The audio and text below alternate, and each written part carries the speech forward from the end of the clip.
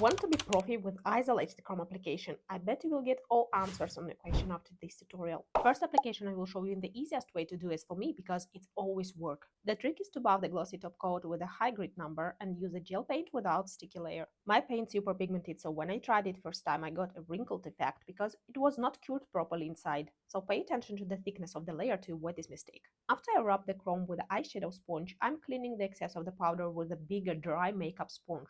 As to me, that's the best way to do it. This sponge not leaving the separate tiny powder pieces that can stuck to your top coat brush. Just look how clean it is. And don't press on your brush. Apply the top coat with the light movings. Always want to try this 3D flower science. I bought them a few months ago and I think that's a perfect combination. I suggest to apply more glue gel on the bottom of it and press harder to make them go deeper into the gel. In this way your hair wouldn't stuck there. But what to do if you're struggling with a head painting or you have a limited time for this design? The answer is stickers. Wipe off a tacky layer from the gel and apply any lovely sticker, flowers, hearts, numbers or letters. On top of them you can make the perfect outlining. It's gonna be the same steps as on the previous video with the top and buffing. And pay attention to the top ceiling, make a leveling layer, it will be easier to buff the smooth surface. This time I want to combine few colors and after letters I will add some leaves to imitate a spring mood or jungles. Also my suggestion is to make a full-time curing of the gel paint. Chrome will rub into it anyways, but this will help to avoid chipping if the gel paint didn't cure properly. The other question is what to do if you don't have this gel paint without tacky layer. Drawing with the top but so difficult to see the art. I have a tip. Mix your top with a small amount of the gel polish.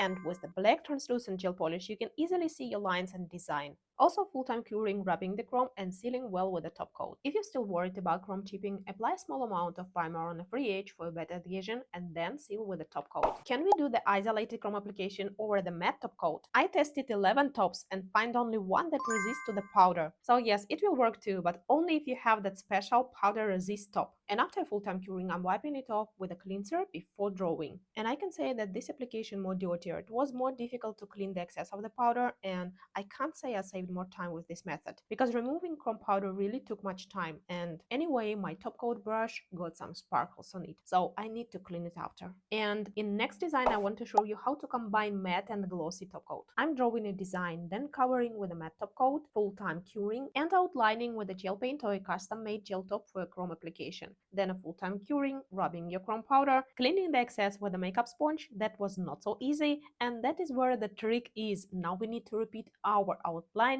with the top coat over. I will not say it's difficult, but definitely need more time. If you still have the questions about the chrome application or want to share your personal tips about it, I'm waiting for you in the comments. Let me know if this tutorial was helpful for you, thumbs up, and don't forget to share with your nail bestie for practice and learning. See you soon in next tutorials. Bye bye.